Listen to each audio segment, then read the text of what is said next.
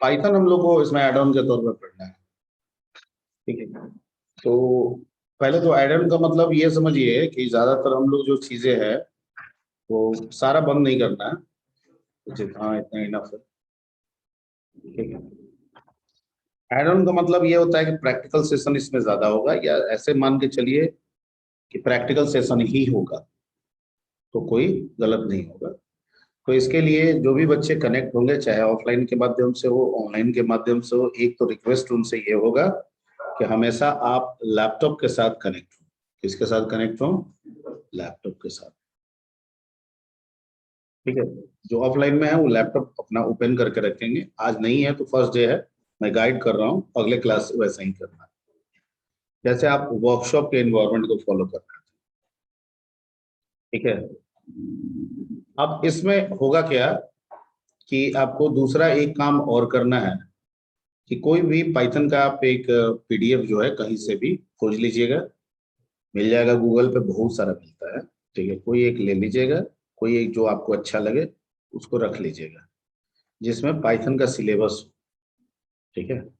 Python ई book लीजिएगा ना, उसमें बहुत सारा मिल जाएगा, कोई एक बढ़िया जिसमें स्टार्ट पाइथन क्या होता है, डाटा टाइप क्या है, ये सब वाला जो ई बुक है एक तो रख लीजिएगा आपके पास। पैसा नहीं खर्च करना, ठीक है। पैसा बिल्कुल खर्च एक भी रुपये नहीं करना है, आपको वो रखना है। दूसरा, आप जो वर्कशॉप किए थे आईआईटी एनआईटी के द्वारा, वहां से भी कुछ मटेरियल आपको मिला होगा, मिला है? Yes sir. यस, ठीक है। तो वो भी मटेरियल आप देख सकते हैं, ठीक है। हालांकि वो कंप्लीटली कारगर नहीं होगा, लेकिन कुछ तो कारगर है ही, ठीक है। यानी एक अपर अप्रोच में वो कारगर है, ठीक है। अब जो एड ऑन में हम लोग जो पाइथन को फॉलो अप करेंगे from beginning to intermediate to higher, इस लेवल पे फॉलो करेंगे। पहले स्टार्ट में सीखेंगे, फिर इंटरमीडिएट लेवल पे जाएंगे, फिर हम हायर लेवल पे जाएंगे, ठीक है। और इसमें जो भी बातें होंगी वो सब पाइथन के रिगार्डिंग होंगी। किसके रिगार्डिंग? पाइथन के रिगार्डिंग, ठीक है। अगर आप पाइथन जान जाते हैं, यहां से अगर आप पाइथन सीख लेते हैं, तो वो वर्कशॉप जो आपने किया है पाइथन का, वो तो बेनिफिशियल आपके लिए तो हो ही जाएगा। प्लस फ्यूचर में अगर आप data science, machine learning, deep learning ऐसे कोई कोर्स करते हैं या वर्कशॉप करते हैं, तो भी आपके लिए क्या हो जाएगा? आसान, ठीक है।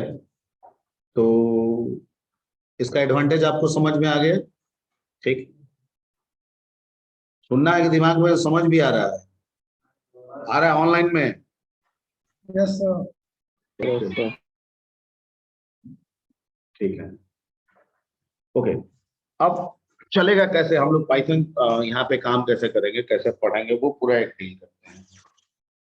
डे बाय डे लेक्चर होगा, जिसमें पाइथन के बारे में मैं ब्रीफ भी करता जाऊंगा, बताता भी जाऊंगा, ठीक है। चीजों को समझाता भी जाऊंगा, ओके। आपको समझते जाना है। प्रैक्टिकली जितना चीज को यहाँ पे रन कराऊंगा उसको साथ साथ रन कराइए, ठीक है। या बाद में अगर रन कराना है तो आप बाद में कराइए, वो आपकी जिम्मेवारी हो गई, पर रन आपको डेली बेसिस पे कराना होगा चीजों को जानने के लिए, ओके। जितने काम आपको प्रैक्टिकली हम समझाएंगे आप उसको नोट कीजिए या स्नैप लीजिए, वो आपकी रिस्पॉन्सिबिलिटी है। पॉइंट क्लियर, ठीक है। जो भी हम थ्योरेटिकल पोर्शन पढ़ाएंगे, ठीक है, उसको आप जो किताब आपको बोल रहा है ई बुक, उसमें जाके आपको पर डे देखना होगा। क्या करना होगा? पर डे देखना होगा, ठीक है। इन चीजों के बावजूद अगर कोई कंसेप्ट क्लियरफाई नहीं हो रहा है, मुझे ऐसा लगा कि नहीं बच्चे के क्लियर अभी भी नहीं हो रहा है, तो अगर हमें जरूरत पड़ेगा तो मैं, ठीक है, खुद से एक फाइल खोलूंगा, पीडीएफ बना के आपको भेज दूंगा, जहां पढ़ा के लिख के बकायदा भेज दूंगा, क्लियर। बाकी इसके अलावा इसमें आप ही लोग को ये करना है, ओके। पढ़ाने के दौरान 90% उम्मीद है कि आप चीजों को यही हैंडल कर जाए। 10% में आपको हो सकता है घर पे की पीडीएफ जाके पढ़ना पड़े, ठीक है, वो जरूरत पड़ेगी, ठीक है। दूसरा बात, अगर आप नोट्स बनाना चाहते हैं, बहुत बच्चों की इच्छा होती है कि हम फेयर करें, नोट्स बनाएं अपना, तो आप बना सकते हैं। बनाने के लिए, ठीक है, आपको उस केस में भी पर डे आप ही को मेहनत करना होगा। जो भी टॉपिक्स पढ़ाई जा रही है उसको जाना होगा, जो आपको बुक दिया गया है, जो मेरी कंटेंट है, वीडियो भी वैसे मैं अपलोड कर दूंगा, उसमें थोड़ा इधर उधर देर सवेर हो सकता है, ठीक है। उसका सहारा लेके आप क्या बना दीजिए, नोट्स बना दीजिए। समय समय पे आप अपने नोट्स को अगर मेरे से वेरीफाई कराना चाहे तो आप करा सकते हैं। ओके, तो notes is a secondary concern for the Python add on, ये ध्यान में रखना है। Notes is the secondary concern for the Python add on. Primary concern is to what is Python and how we can use the Python, ठीक है। Python क्या है और कैसे हम पाइथन में यूज करें, कैसे पाइथन में काम करें, ये प्राइमरी है। क्या क्या काम करेंगे, ये प्राइमरी है, ठीक है। ये चीज बातें हो रही हैं तो कैसे करेंगे, वो प्राइमरी है। Any doubt? No sir. Okay, done. चलिए तो लेट्स स्टार्ट। सबसे पहले आज पहला दिन है तो पाइथन के इंट्रो से स्टार्ट करते हैं। और मैं पहले थोड़ा बहुत, चूंकि आप पहले से नहीं जानते हैं ऐसा अब नहीं कह सकते हैं, पहले से आप वर्कशॉप किए हुए हैं, तो अगर आपके बारे में पाइथन के बारे में क्या क्या जानकारी आया तो पूछेंगे क्या क्या आप पाइथन से क्या समझते हैं, आपको पाइथन के बारे में क्या जानकारी है, तो आप क्या बोलेंगे, एक दो लाइन तीन लाइन जो भी हो। पाइथन है क्या?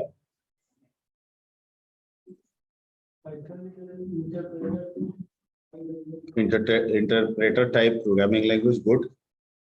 It is a high level programming language. High level programming language, very good. It can be used for deep learning, AI, machine learning, data science. Yes. It cannot be used for software development. Yes, sir.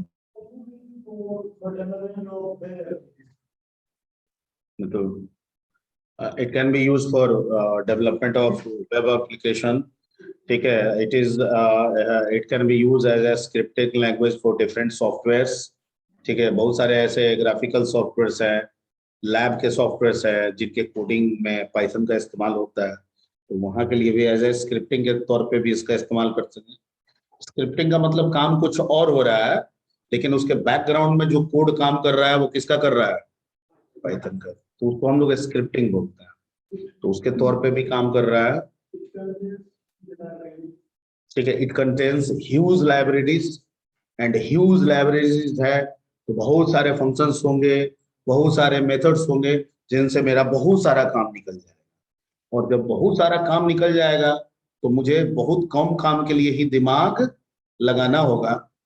तो जो set of instructions हमारे Q basic में, ठीक है, 10 line में होगा, वो set of instruction हो सकता है पाइथन में 1 लाइन में बन जाए। Yes. ठीक है, ठीक, एक मिनट।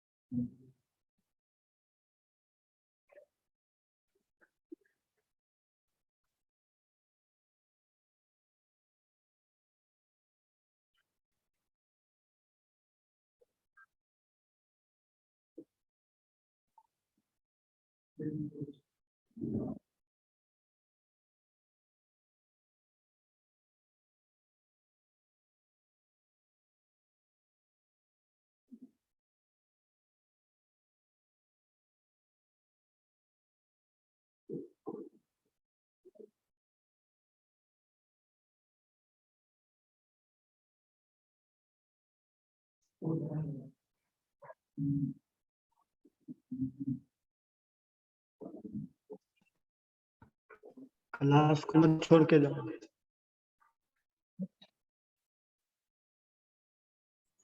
Krishna.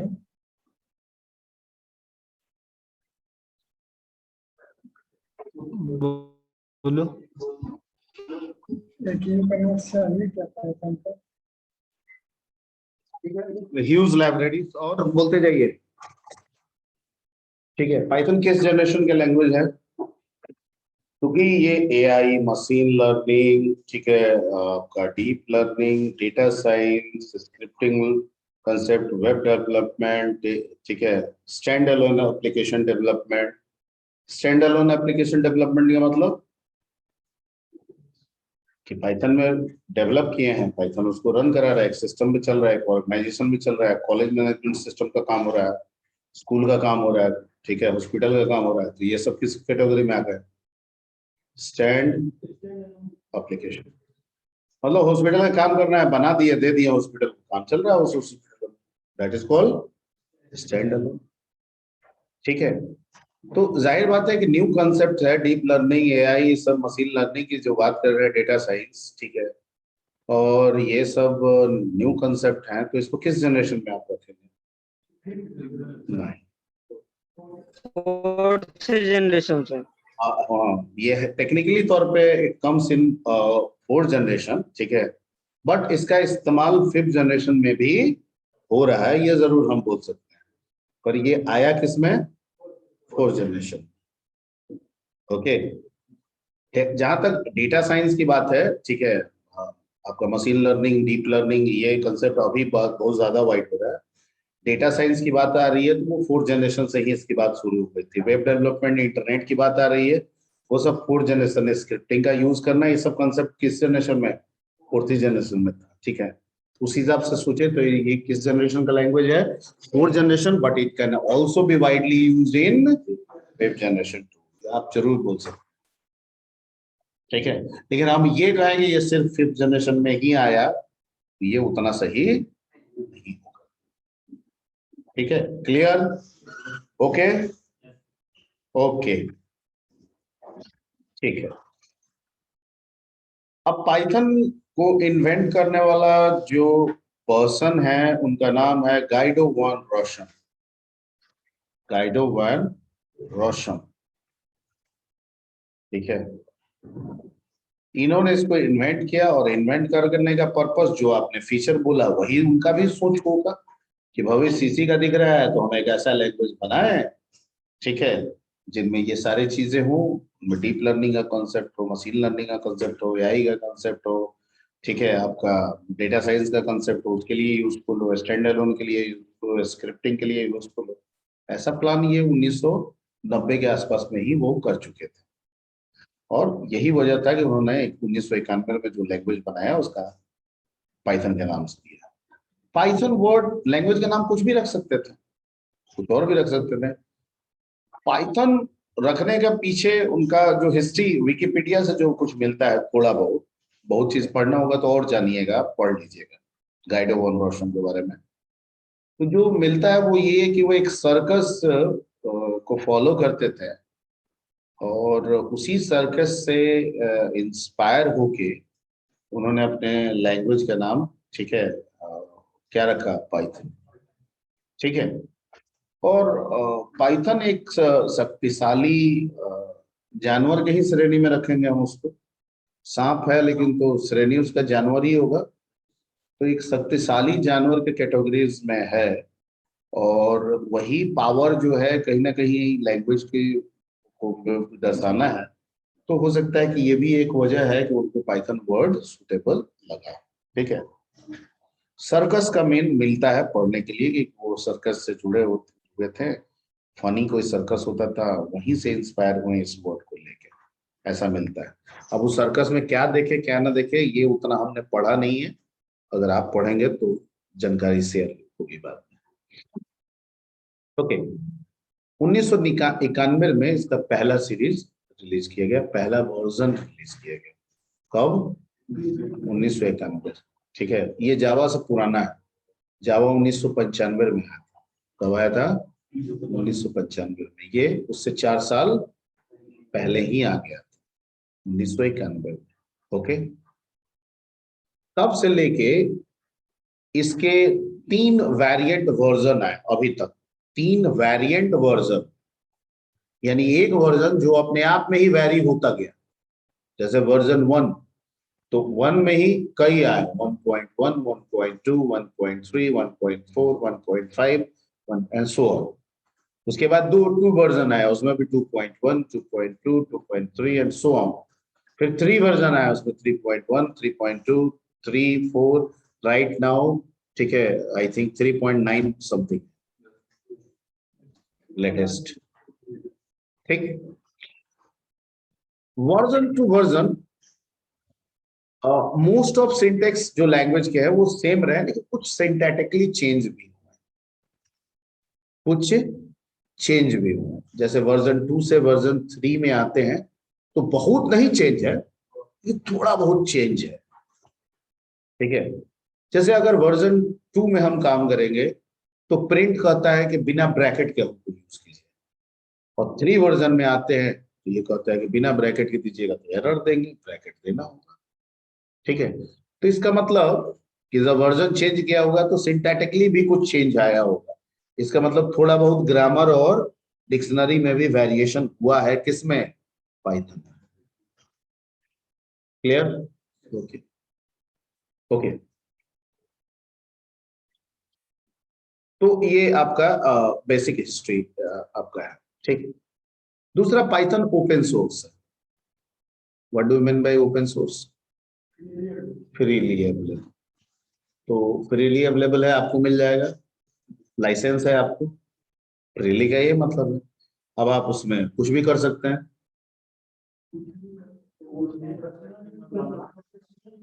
हाँ, वेरी गुड।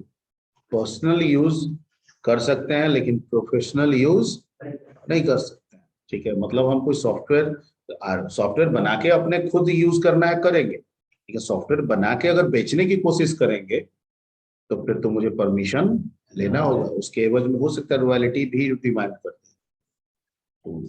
ठीक है, पर्सनल यूज पे आप कुछ भी करें, आप R&D करते हैं, ठीक है, आप खुद कोई ये बनाए, रॉकेट बनाया, लॉन्च कर दें, नहीं, मिसाइल बनाए दाग दें, वो आप सब कर सकते हैं। ठीक है, लेकिन मिसाइल बना के अब आप बेचने की कोशिश कीजिएगा कि हम बेचेंगे, तुम भी बना लो, सॉफ्टवेयर लोग बेचेंगे, ठीक है, तब तो कहता है कि दिक्कत है। ये किसी भी ओपन सोर्स का ऑलमोस्ट यही रूल होता है। क्लियर?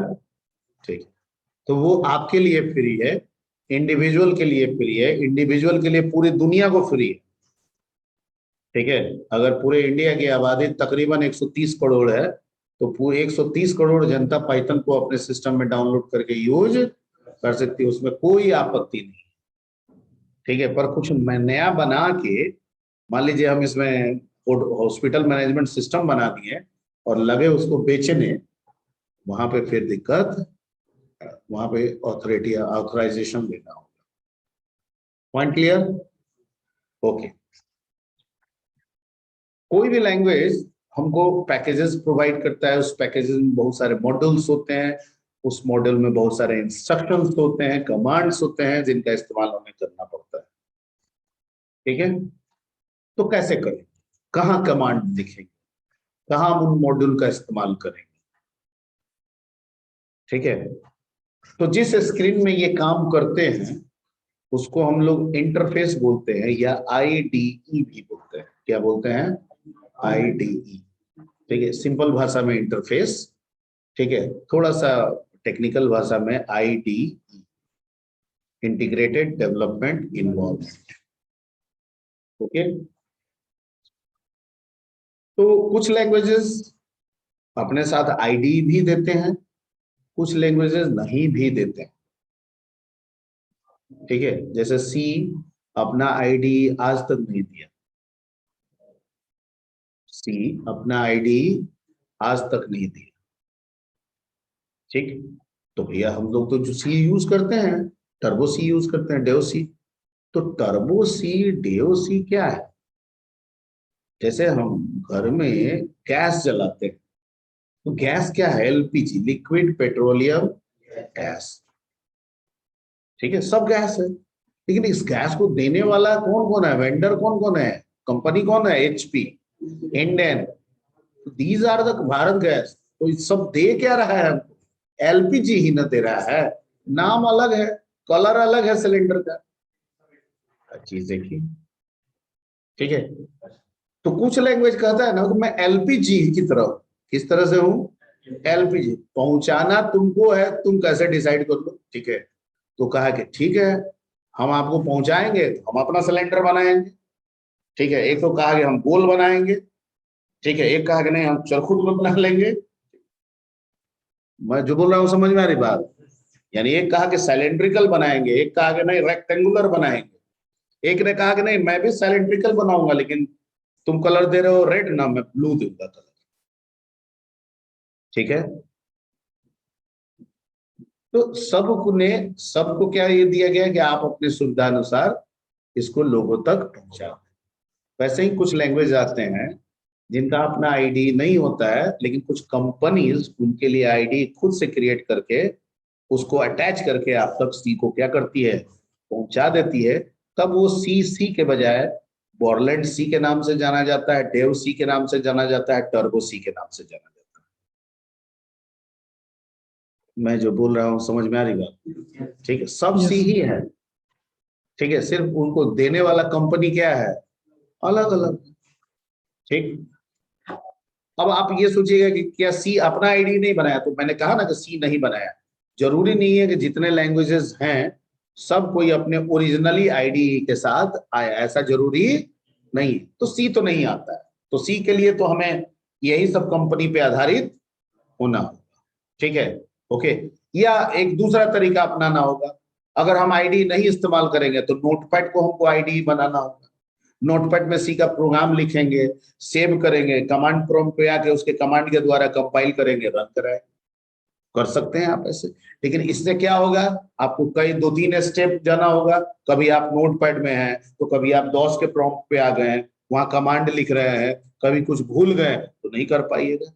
आईडी में होने से क्या होगा कि एक ही जगह सारा काम हो जाएगा। आप वहीं लिख दिए, वहीं पे कह रहा है कि ये रन वाला ऑप्शन है, इसको दबा दीजिएगा तो ये प्रोग्राम क्या हो जाएगा, रन कर जाएगा। तो अगर कुछ चीज ढूंढते भी हैं तो उससे काम कर सकते हैं हम लोग साथ। That is the advantage of IDEP. आप लोग एसी बंद कर क्यों कर दिया है?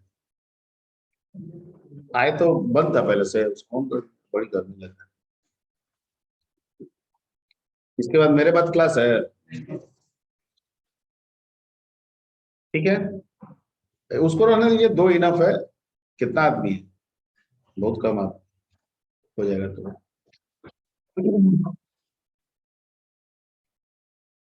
ठीक।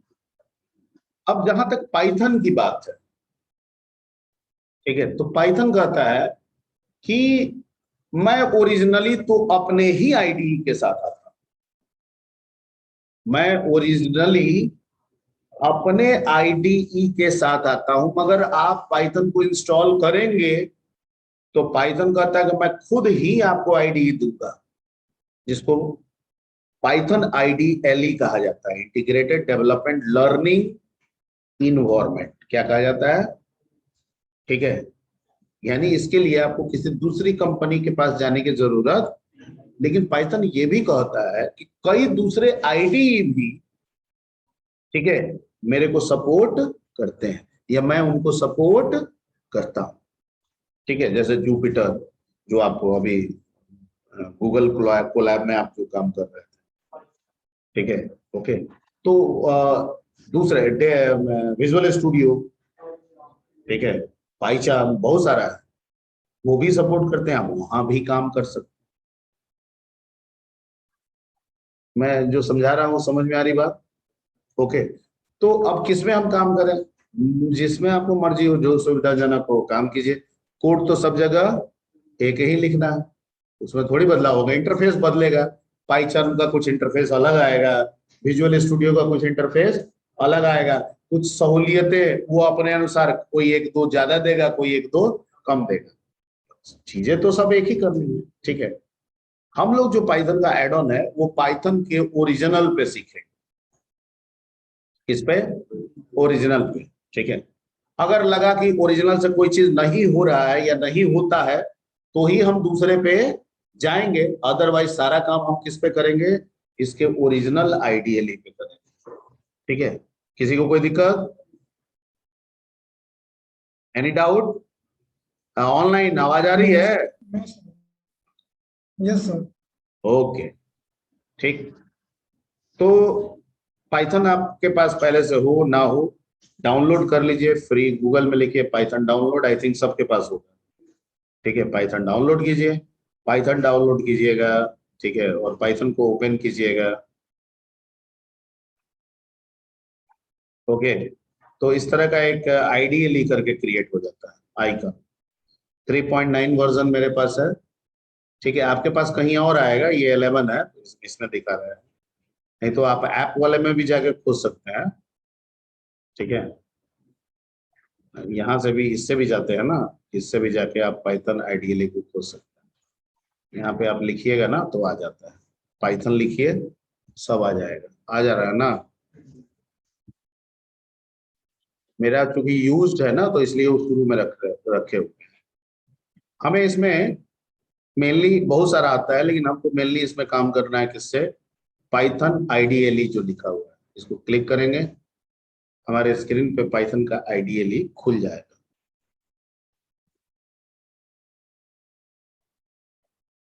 ये पाइथन का अपना आईडीएल है। ठीक है, आप विजुअल स्टूडियो में काम करते थे तो उसमें भी इस तरह से आता था, उसको इसके कंसोल बोला गया। ठीक है, ओके, ये आईडीएल है और इसके अंदर जो आ रहा है वो कंसोल है, इसको सेल कहता है। क्या कहता है? सेल। क्या कहता है? सेल। ठीक, क्या we are ready to make a program here? No, we can't make a program here. ठीक है, we just the python command, we just to write the python command and execute them here। हम जो भी Python में हमको सिखाया बताया जाता है उनको यहाँ पे लाइन बाय लाइन हम एग्जीक्यूट करा के, ठीक है, यूज कर सकते हैं। पर प्रोग्राम हम नहीं कर सकते हैं, क्योंकि प्रोग्राम का मतलब होता है set of command, set of instructions. ठीक है, वो नहीं होगा। ठीक है, बाकी वेरिएबल कैसे डिक्लेयर करना है वो सिखा सकते हैं। ठीक है, ओके, आपको इफ कैसे यूज होगा वो भी सिखाया जा सकता है, लूप कैसे यूज होगा वो भी। लेकिन एक प्रोग्राम हम डायरेक्ट यहीं पे लिख दें, ठीक है, वो यहाँ पे पॉइंट क्लियर। ठीक है, उसके लिए हमें प्रोग्राम के कंसेप्ट में जाना होगा। तो ये किस लिए दिया है? ये इसलिए दिया है कि किसी भी आप पाइथन कमांड्स को यहाँ पे एग्जीक्यूट कर सके। सेट हो गया? कोई भी पाइथन का कमांड है आप यहाँ पे कर सकते हैं, इंडिविजुअली किसी को भी यूज कर सकता है, बट कंबाइंडली नहीं यूज कर सकते हैं। एक साथ 10 इंस्ट्रक्शन दें और कहें कि तुम रन करा दो यहाँ पे, लेकिन 10 इंस्ट्रक्शन को लाइन बाय लाइन कर रहा हूं, वो हो जाएगा नहीं। जैसे अगर मैं x बराबर 10 दूं, हो गया। ठीक है, x में क्या चला गया? 10। अगर मैं x को देखूं तो क्या दिखाएगा पाइथन? ठीक, अगर मैं दूं y इज इक्वल टू 20, चला गया। y में क्या? सब लाइन बाय लाइन हो रहा है। कैसे काम हो रहा है? Line by line. ये प्रोग्राम का कंसेप्ट नहीं है। ठीक है, ये लाइन बाय लाइन हम एग्जीक्यूट करा रहा है, भले हमको दिखने में प्रोग्राम जैसा लगे। ठीक है, अब यहाँ पे y को मैं कहूँ कि दिखा, बताओ y में क्या, तो क्या बता रहा है? तो ठीक है, अब मैं कहूँगा नहीं x और y को जोड़ के बताओ, बता दे। यही काम हम प्रोग्राम में भी करते हैं, लेकिन जब हम प्रोग्राम में करते हैं तो सब एक साथ एग्जीक्यूट होता है। यहाँ कैसे करा रहा है? तो इसलिए जो कर रहे हैं उसको डायरेक्ट रूप से हम यहाँ पे प्रोग्राम नहीं कर सकते। राइट और रॉन्ग? राइट।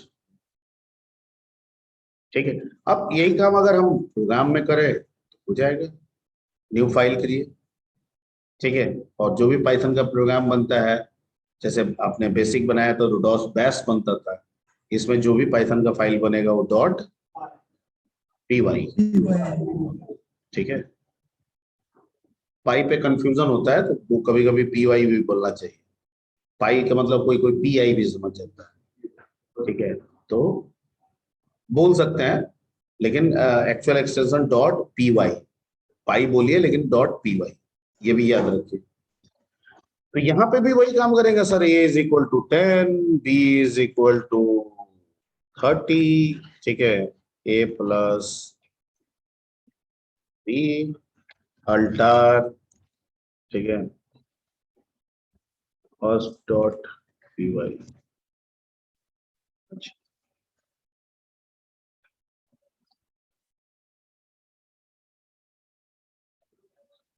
अच्छा, यहाँ पे आपको, यहाँ पे ऐसे नहीं होगा, यहाँ पे आपको क्या लिखना होगा?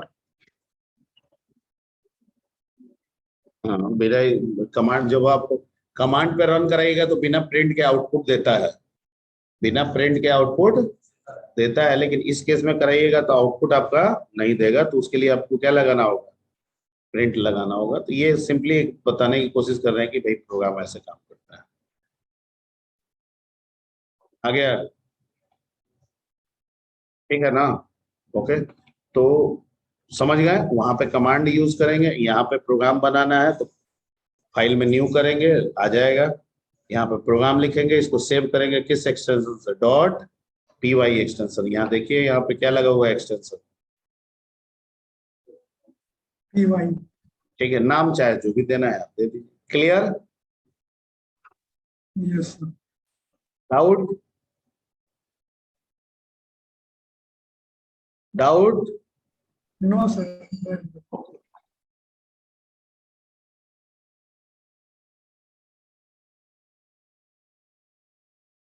ओके, प्रोग्राम पे फिर से चलेंगे। ठीक है, तो समझाना था कि कैसे क्या करते हैं। समझ गए यहाँ क्या करना है, प्रोग्राम कैसे करना है, ये तो क्लियर हो गया।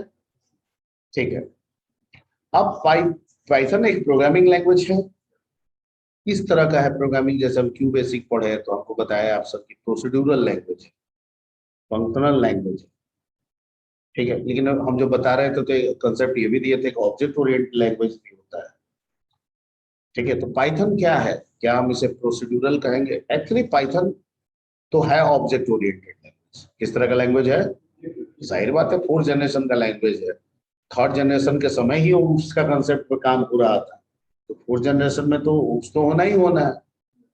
ठीक है, ओके, तो है तो ऑब्जेक्ट ओरिएंटेड लैंग्वेज, लेकिन इसमें प्रोसीड्यूरल का भी कंसेप्ट रखा गया है। मतलब एक प्रोग्राम को आप प्रोसीड्यूरल नेचर से भी देख के बना के काम कर सकते हैं, और ऑब्जेक्ट ओरिएंटेड नेचर से भी बना के काम कर सकते हैं। ठीक है, और पाइथन दोनों को सपोर्ट करता है। ठीक है, क्योंकि पाइथन कहता है ना कि हम हर चीज को मॉड्यूल की तरह देखते हैं। ठीक है, और मॉड्यूल के अंदर बनाया गया सब मॉड्यूल एक फंक्शन भी हो सकता है, या बनाया गया सब मॉड्यूल एक क्लास भी हो सकता है। ठीक है, और मैं तो दोनों को सपोर्ट करता हूँ। ठीक है, और वैसे भी जो ऑब्जेक्ट ओरिएंटेड होते हैं, ठीक है, उनको प्रोसीड्यूरल का तो कंसेप्ट फॉलो करना ही पड़ता है। पर यहाँ पे दोनों अप्रोच है। यहाँ पे क्या है? दोनों अप्रोच है। जावा वगैरह पढ़िएगा तो उसमें नहीं है। जावा ऑब्जेक्ट ओरिएंटेड अप्रोच है, तो जो कुछ भी काम कराना होगा ऑब्जेक्ट ओरिएंटेड के हिसाब से ही करना होगा। इसमें ऐसा नहीं है। जैसे अभी हम प्रोग्राम लिखे हैं, अभी आपके पास कौन सा, किस नाम से हमने प्रोग्राम लिखा था? अभी रिसीव किए थे।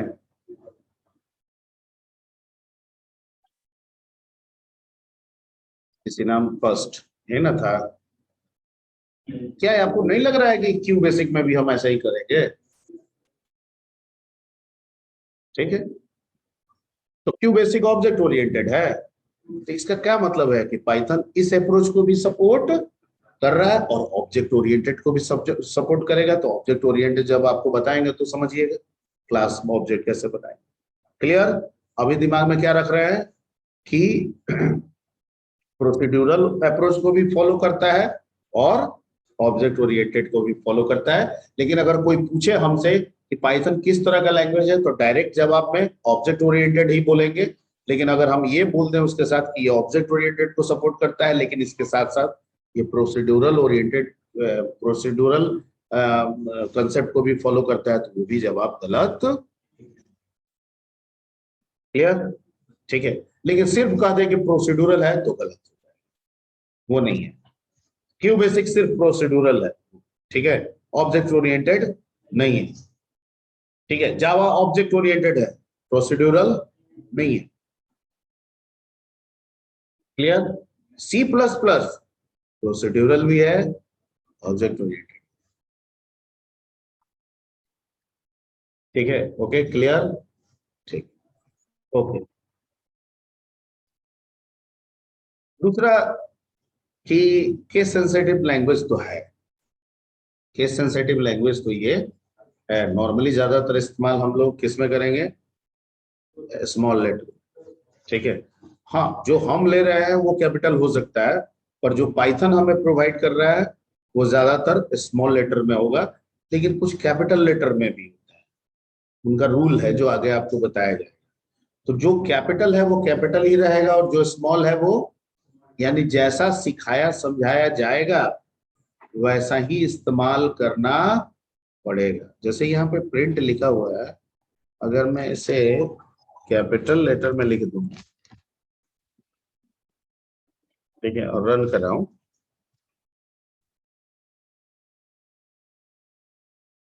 क्या आ गया, प्रिंट नहीं समझ रहा है, क्यों, आपने कैपिटल लेटर में लिखा है। मेरे ग्रामर डिक्शनरी में जो लिखा हुआ है पहले से वो किस लेटर में लिखा हुआ है, ठीक है। तो यहाँ पे पैटर्न मैचिंग में फेल हो गया, तो यहाँ पे क्यों हो रहा है, क्योंकि स्मॉल है तो स्मॉल ही देना होगा, ठीक है। अब यहाँ ये सही हो जाएगा, समझ में आ रही बात। तो ये केस सेंसिटिव लैंग्वेज है, पाइथन केस सेंसिटिव लैंग्वेज है, ठीक है। आपका Q basic case sensitive language नहीं है, वो तो एडिटर आपका चेंज कर लेता है, और आप तो जैसे मर्जी वैसे लिख देते हैं ना, ठीक है। चलिए, एक पॉइंट ये हो गया। अब दूसरा पॉइंट पॉइंट कि अगर हमको प्रोग्रामिंग करना है और डाटा पे काम करना है तो वेरिएबल चाहिए, क्या चाहिए, वेरिएबल। और कोई भी वेरिएबल बिना अपने डेटा टाइप के जाना नहीं जाता है, वेरिएबल है तो उसका डेटा टाइप तो होना ही चाहिए, ओके। डाटा टाइप क्या करता है, तो जो भी हम वेरिएबल लेते हैं उसका मेमोरी स्पेसिफाई करता है, कि भाई इंटीजर का ले रहा है, जैसे टीम एक्स एज इंटीजर लिखते हैं हम किसमें, क्यूबेस, जिसका मतलब क्या हुआ, एक्स कितना बाइट एलोकेट करेगा, 2 बाइट, क्यों करेगा, क्योंकि इंटीजर बता रहा है ना कि इसके लिए कितना बाइट अलॉट होगा, 2 बाइट। और इस 2 बाइट में आप -32,768 से लेके +32,767 तक की वैल्यू को स्टोर कर सकते हैं। ये कौन बता रहा है, इंटीजर डाटा टाइप, ठीक है, ओके। तो पाइथन में भी डेटा टाइप का कंसेप्ट है, बिल्कुल है, ठीक है, ओके।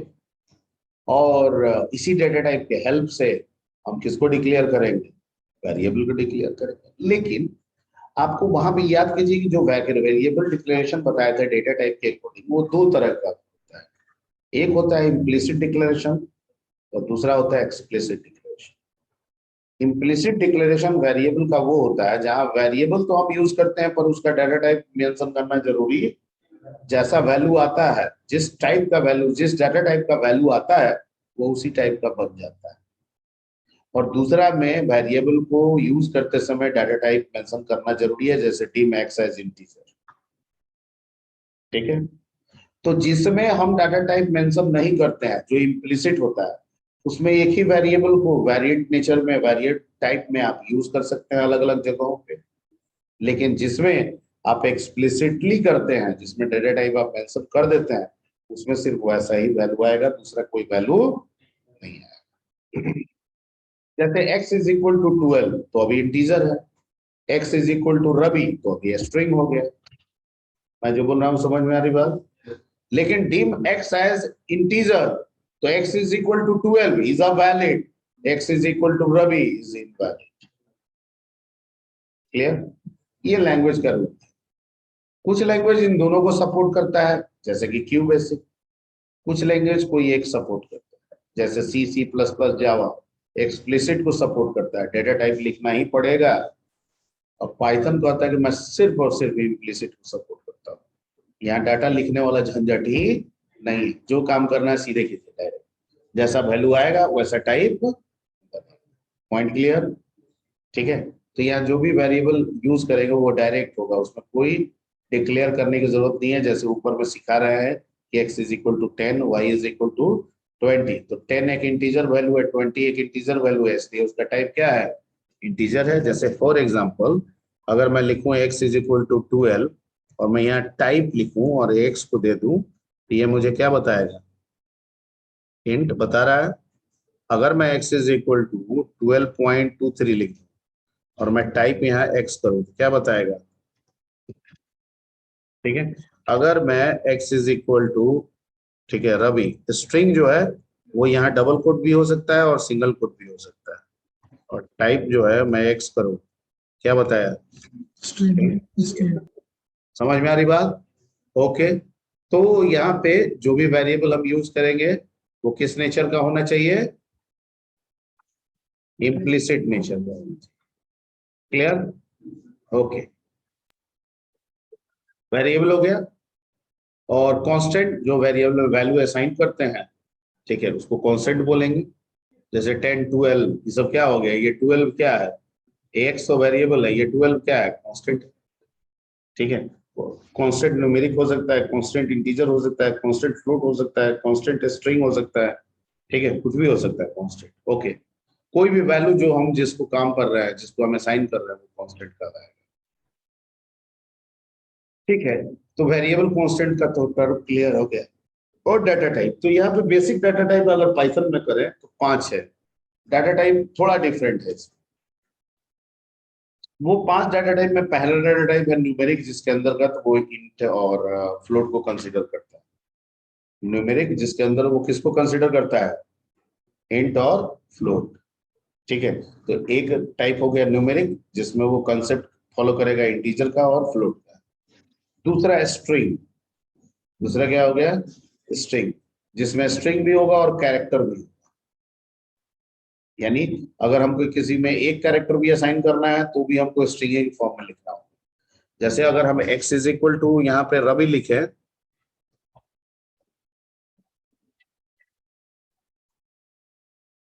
ठीक है, तब भी ये स्ट्रिंग है, क्या है।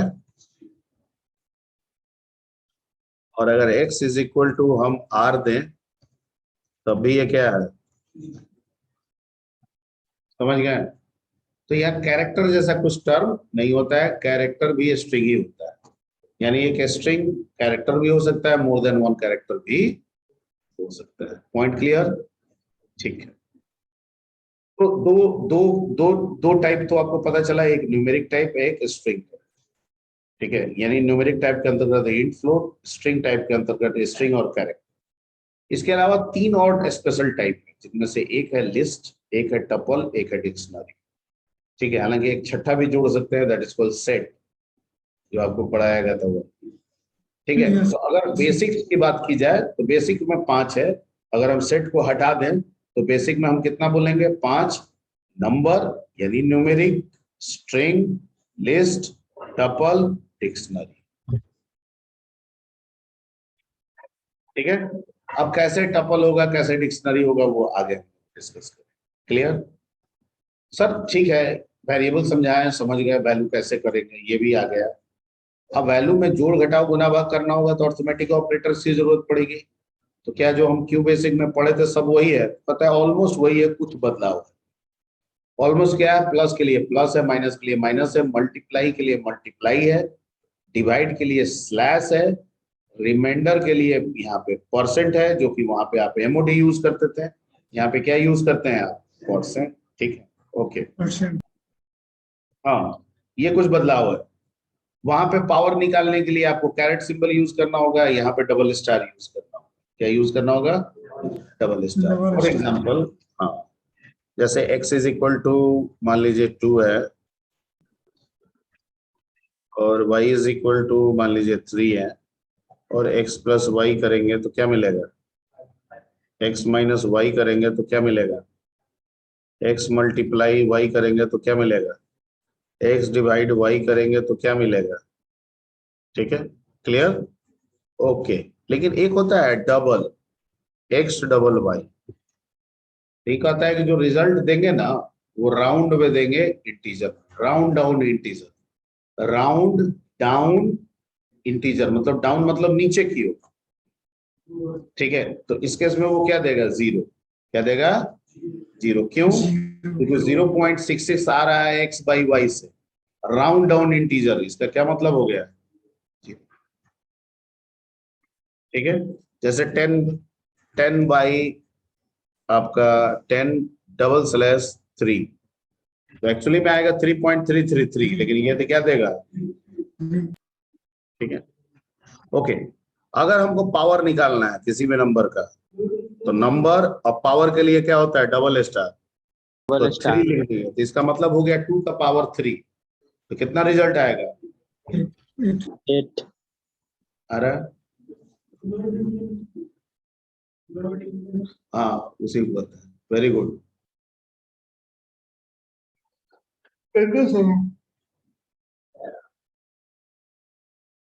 ठीक है, चलिए अब टाइम बहुत हो गया, आज इतना ही रहने देते हैं। ये एनवायरनमेंट सिखाया है, नेक्स्ट इसी से आगे आपको कीजिएगा, ठीक है ना?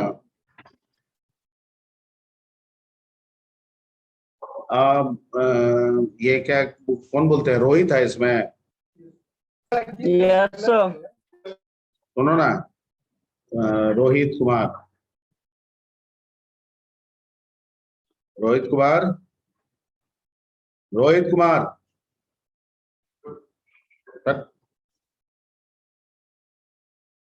अच्छा हरिओम। Yes sir. सुनो ना, इसका एक स्नैप ले लो और सर भेज दिया सर। भेज दियो। वाह, yes sir. How fast you